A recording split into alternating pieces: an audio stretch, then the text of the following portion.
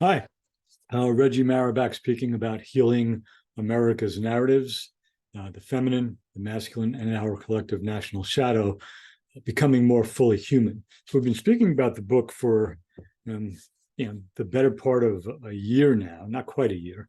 And today we're still taking a look at a deeper dive into the 9 traits or elements of America's collective shadow. Quickly, they are ignorance, arrogance, fear, bigotry, violence, greed, excess, bullying, and untrustworthiness. In the previous 2 episodes, we've looked at ignorance and arrogance, and today we're going to take a look at fear, which often emerges, not always, but often emerges because of ignorance and arrogance. So we're not speaking about rational fear of something that's immediately dangerous. That makes sense. It's a survival strategy. Our earliest ancestors needed that to escape large animals that would actually kill them. The standard cliche is escaping from the saber-toothed tiger. And that was a reality. That was something they had to be careful of. Nowadays, even though we have major problems with climate change and warming and major storms and gun violence, on a day-to-day basis, most of us live a relatively safe environment. We don't have immediate threats all the time, but we have lots of other stressors in our life. And we live in a constant state of fear. So there's that juxtaposition again of the times long ago when fear was kind of a necessary element, and nowadays when it tends not to really be necessary moment to moment for many of us. It does for some of us in dangerous situations, but not for most of us.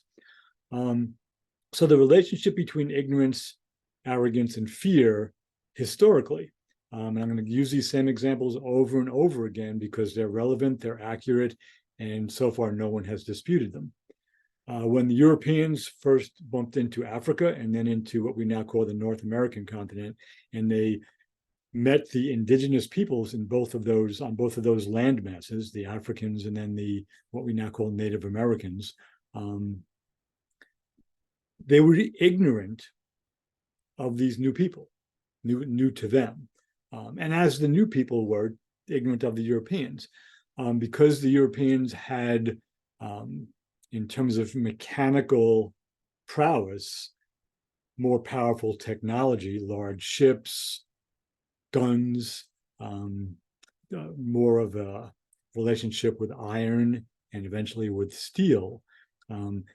These advanced technologies allowed them to dominate the people of the African continent and the people of the Americas, and eventually in ignorance and sometimes in arrogance, because they were afraid of them, led them to enslave the Africans and then to take land from, make treaties with, and then betray the treaties, and at times massacre the indigenous peoples of the Americas. So we're speaking here, again, that's I covered a lot of ground there in a short period of time. We're speaking here about the underlying fear that often arises in ignorance and through arrogance. I don't know what this is. It could be harmful for me, so I'm going to try to dominate it or kill it or stop it. And that's one of the elements of our collective national shadow that continues today. It was true, a fear of the domino theory in Vietnam.